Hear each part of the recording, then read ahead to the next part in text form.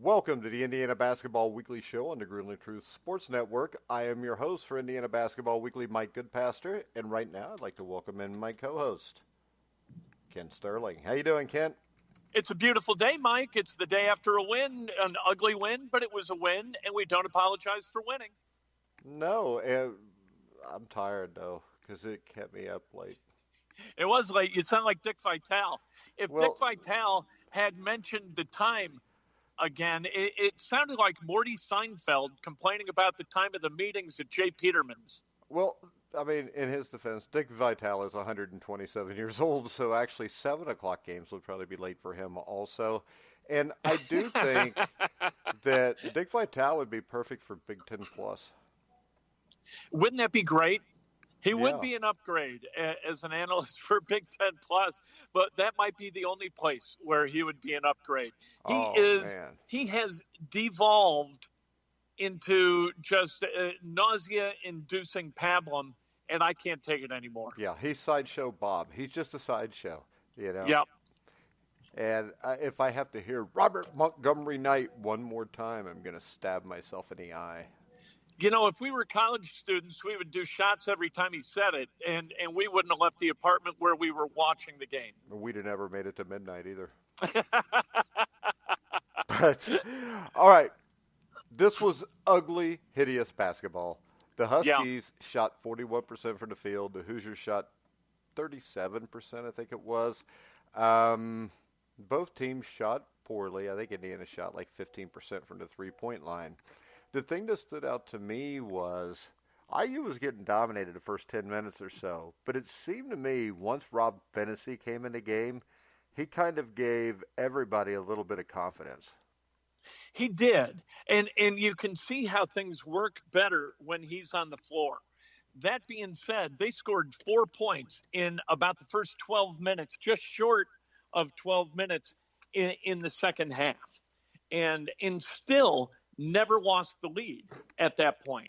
Well, They were seven by UConn only scored 7 points themselves during that period. It was just awful, brutal, turnover-ridden basketball that you're just happy you got out of there with a win. But win or lose, don't worry about the result. Clean stuff up because there's stuff that Indiana did that needs to be cleaned.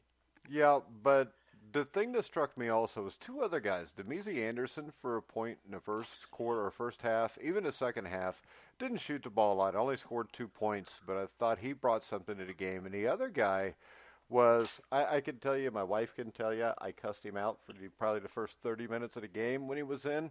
But Joey Brunk, in about a 2 or 3 minute period, I think really gave that team a lift that it needed very badly at that point. He had a minute 47 stretch where he scored 7 points. And without that 7 points, Indiana doesn't win. He got tough.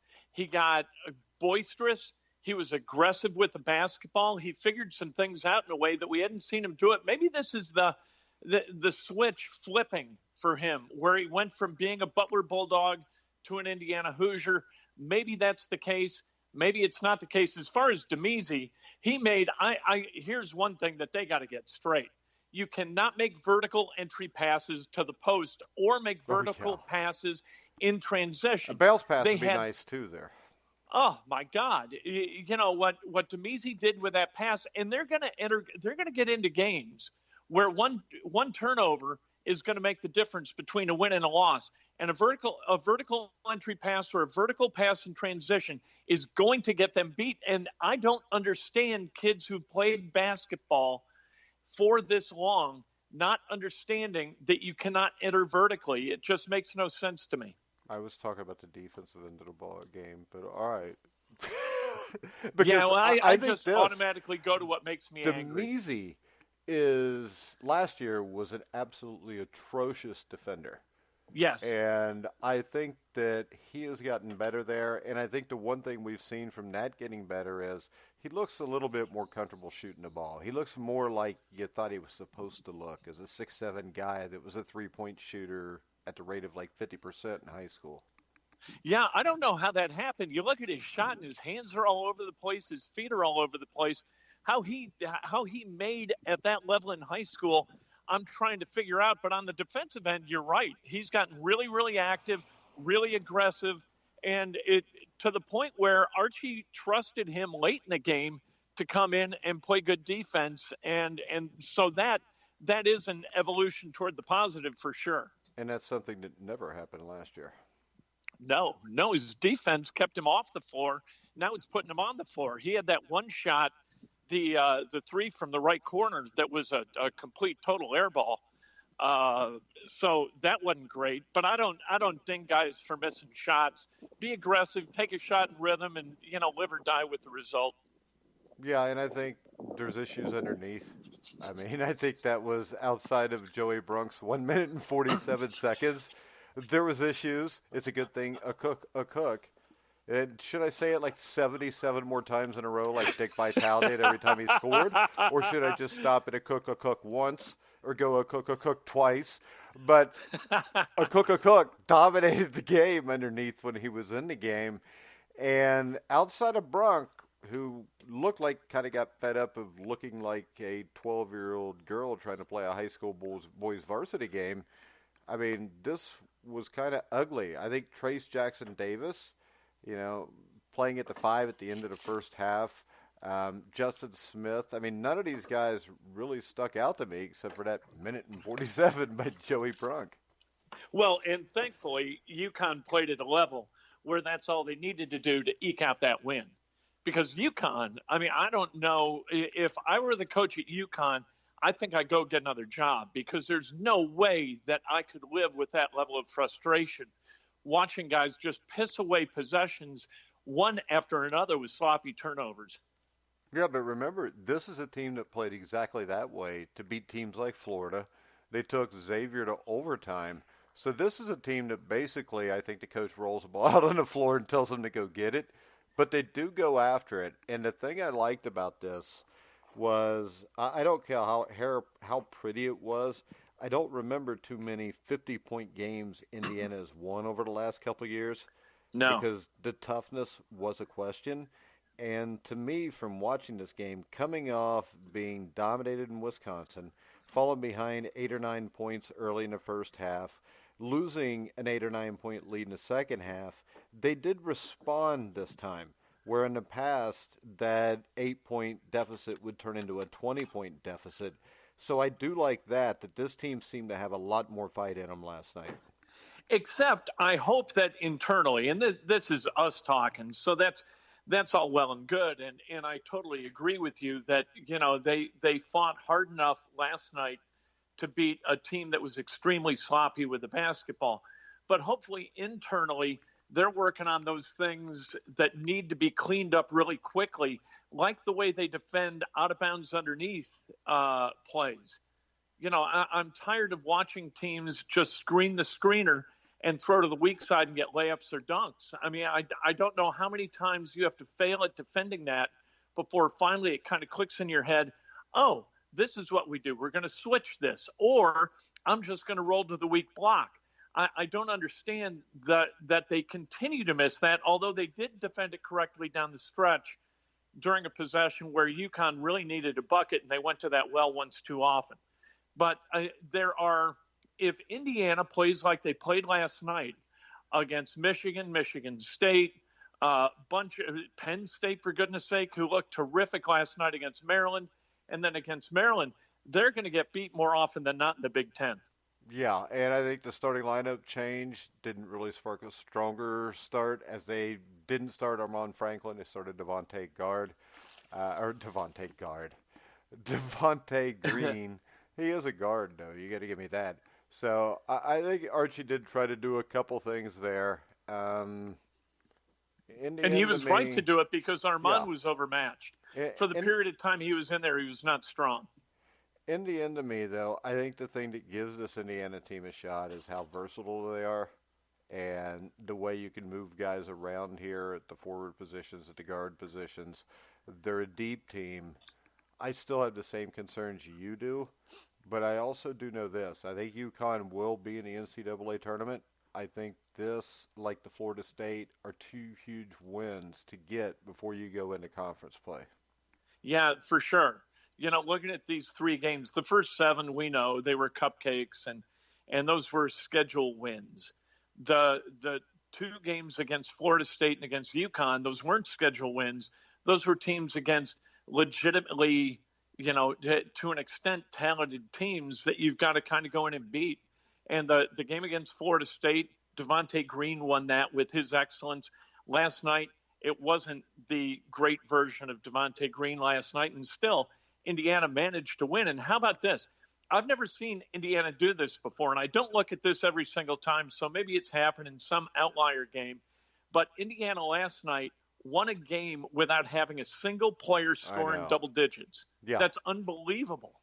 I don't know if I've seen too many teams ever pull that off, because I remember that's the first thing I noticed when I looked at the box score. There's a lot of 9 and 8s, right? But there's no 10s, and that's what I like. I don't think they're dependent on just one team. And in the end, Kent, it's still December. I think there's not too many teams where you watch them play a game where they've played 40 complete minutes and they've played at the top of their game in December. I think the important thing here is they got the win, and it was a win that was basically on the road because the majority of that crowd was a UConn crowd. It was on national TV. It's at Madison Square Garden. This is a team over the last 5 years that would have lost this game. Yeah, there's no question, and I guess it's what your expectation for the team is, and what you would be happy with the team. And for me, I'm still stuck in that era where, it was a game-to-game grind and you needed to clean stuff up, and you tried to think like a coach because you went to Indiana. And so I'm still kind of in that mindset where here's how they got to get better and here's where their potential lies. But for who they are and what they've been the last 3 seasons, you know what? Last night's win is a validation, and it's a reason for hope. You're exactly right. Well, and the thing is this. I mean, teams that are good teams that make runs win games like this in December and January. Because, well, hell, you're a Cubs fan. You remember the 1983 Chicago White Sox winning ugly. And that's what they did. In the end, as long as you get the win, it's all that matters. And what? Oof. See, that's completely not the way I watch basketball. I'm I'm not arguing that I'm right at all, but I am really a possession by possession guy. And when people get sloppy, I get angry. And even a sloppy win, I look at and think, okay. And there's no reason for me to do but this is the thing, I'm never going to be the head coach in Indiana. Who the hell cares what I think? When you play a 32-game season. In 1981, Indiana played a ton of sloppy games early in that season. Yes, they did. Lost to Texas Pan American. They lost to Carolina. They lost to Kentucky. They lost a ton of games early in that year. And I think you learn from that and you move on. I think the difference here is this. This team does not have Bob Knight coaching them. They do not have Isaiah Thomas. This is a team that has to win those games, because if they don't, they're never going to recover against a Big Ten that, in my estimation, is much better, I think, and deeper than either one of us thought it was going to be. For sure. Nobody thought that Ohio State was going to be the best team in the country, and they are. I don't know whether they're going to be ranked ahead of Kansas on Monday night, but they're the best team in the country. Michigan is better than I thought they were going to be. Michigan State isn't as good, but they're going to get good. No, Purdue's better than I thought they would be. Yeah, Purdue, you know what? They're regardless of who they've gotten, we've seen it over and over and over again. They had that year when they had Vince Edwards and Dakota Mathias and P.J. Thompson, and they had those 4 seniors, and they all left, and you're left with Carson Edwards and the Pips, and you think, all right, how in the world are they going to win games? And yet they went out and went to the Elite Eight, and then Carson Edwards is gone and Ryan Klein's gone, and you're thinking the same thing. And you know what? They recruit to their culture, and they recruit to the roles that they need. And those guys wind up doing work for Matt Painter. And Butler's the same. Butler, they keep cycling through these guys, and they're almost relentless in their excellence. But that's kind of my point here, is those guys recruit guys that'll get down and dirty and will win ugly basketball games. And Indiana has not recruited that way. That's why, to me, this is a bigger win on the outside than looking at it and think, oh, we did these things wrong. The thing I took away from it was this is the first time I've seen them have to get down and dirty against a quality opponent on the road, and they won.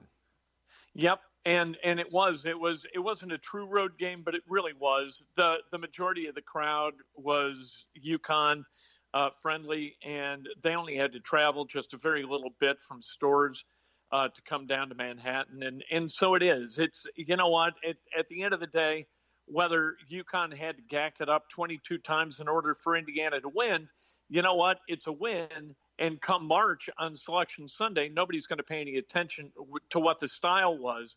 But I do want this team to realize its potential. And I think in order to do that, they've got to learn. They've got to get on the plane last night thinking, oh, my God, you know what? We could have easily lost that game. Here are the things that I need to clean up, instead of thinking, woohoo, you know, we got this win. It's another W. Let's march on to, you know, play Nebraska this Friday. But that's what would have happened we look great. If it would have been Tom Crean. Yes, right. They would have cut down the nets. Yeah, right. But this is Archie Miller, and the other thing, we talked about this before. We wanted to see a little fight from him. You saw a fight on the sideline for one of the few times we've seen it. You know, I think that and you would see this with Knight periodically too.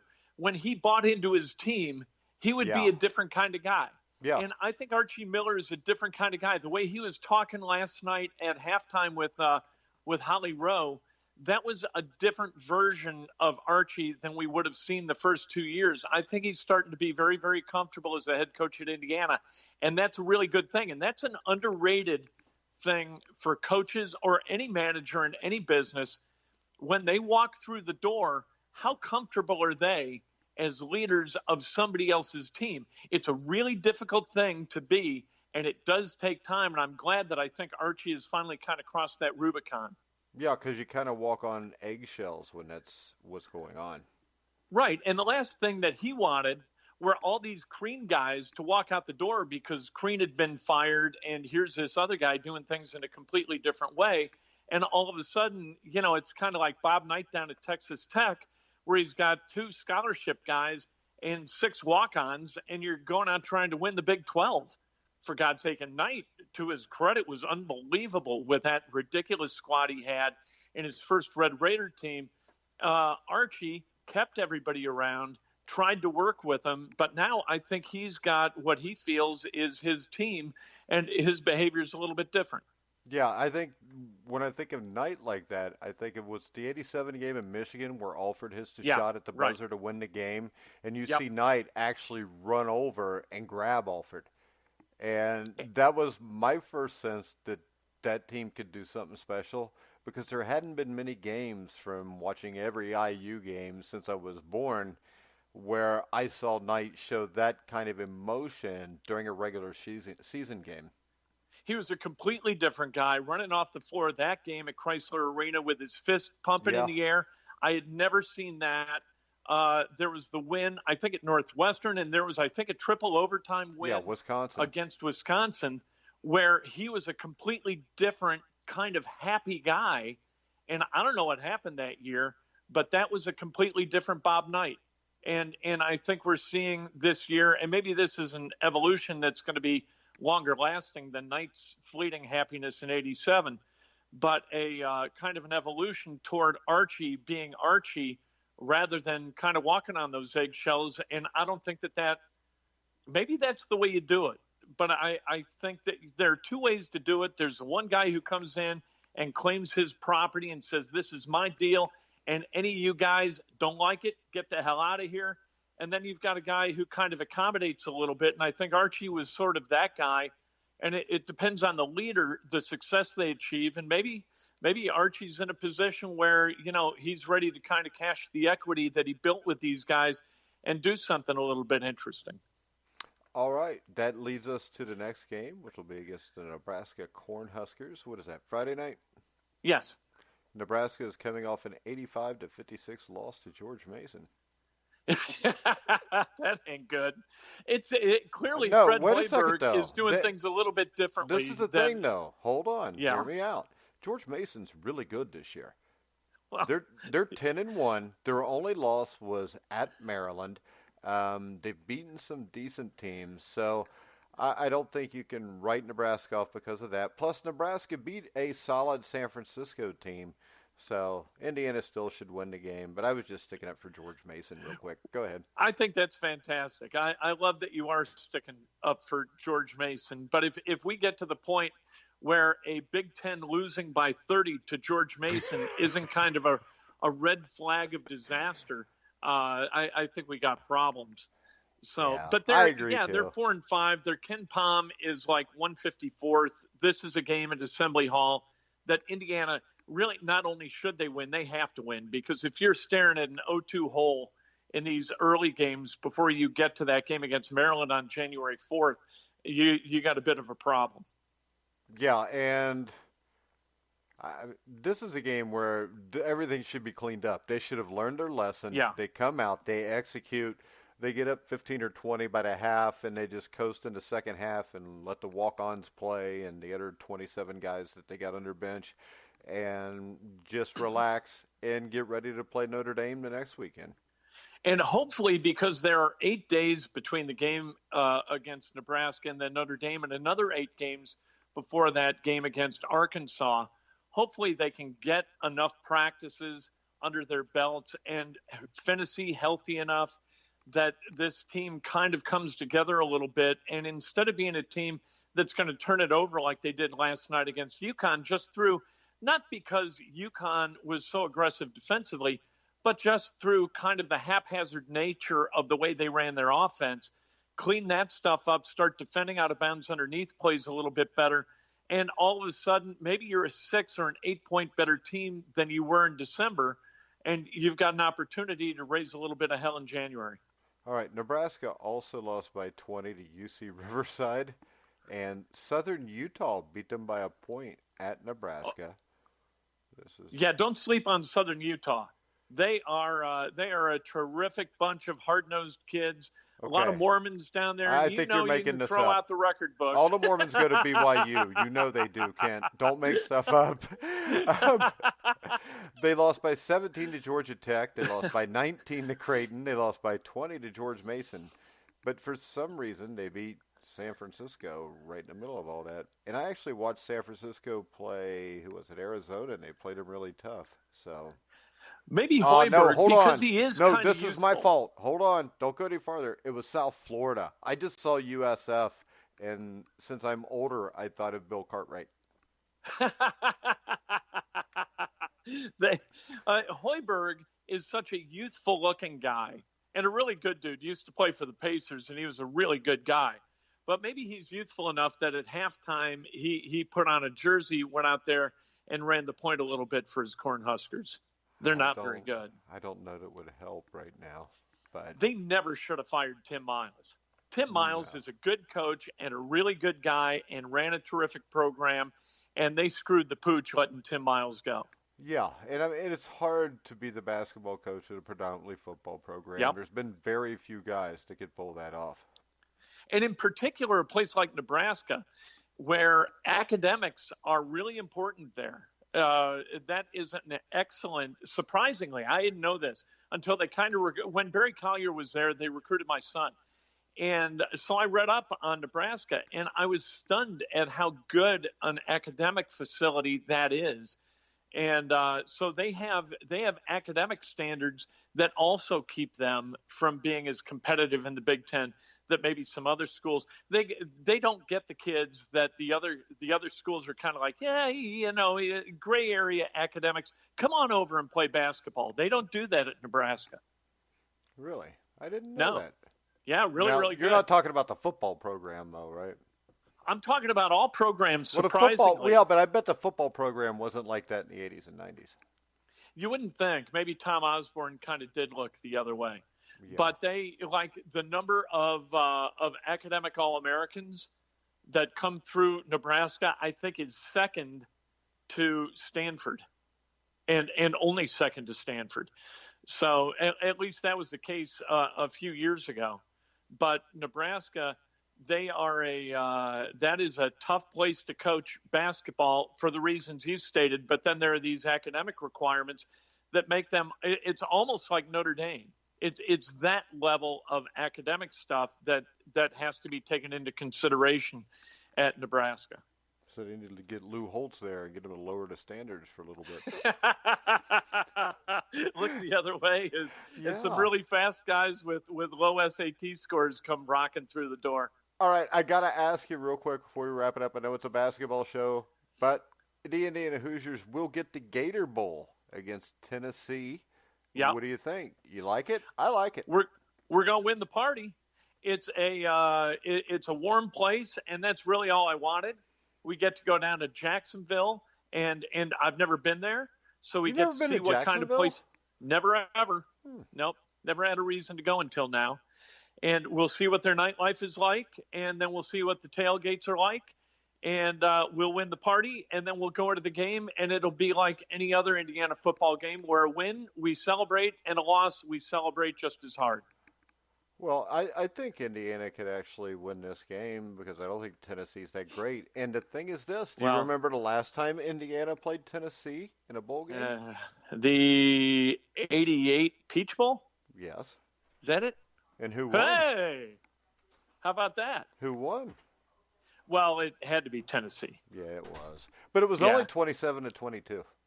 They've won their last 5. So they started out and dug themselves a big hole, but they've come through that hole, and that's a pretty good team. And then they've got a wide receiver. I'm not even sure what his name is. I can't pretend that I know everything about Tennessee, who's going to be suspended for the first half of the game. So Indiana's got that going for them. But they've done their work. The hay's in the barn for Indiana football for me. And if they win, they win. If they don't, they don't. I'm so happy they're not going to Detroit because, like we've said, that's a consequence, not a reward. You get to go down to Jacksonville and have some fun. And then you got to figure out what's going to happen next year because that quarterback room is going to it's either going to get funky or there are going to be some people or a person who transfers. And that's going to be really interesting looking ahead. Yeah, my favorite thing about bringing this up is my favorite Indiana season because the '87 season where Indiana beat Michigan and Ohio State in the same time, same year. Yep. First time in a century.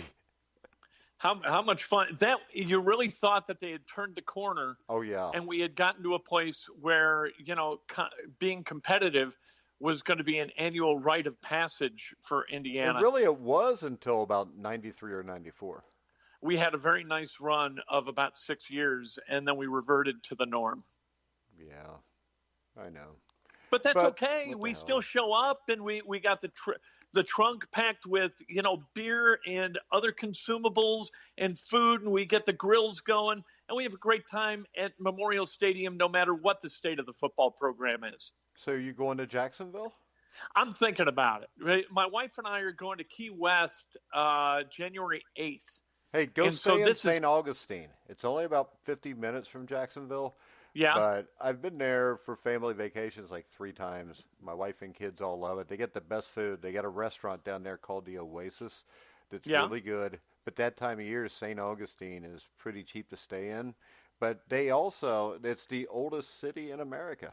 And you can still walk down the old cobblestones. They still got the old schoolhouse, which was the first schoolhouse in North America.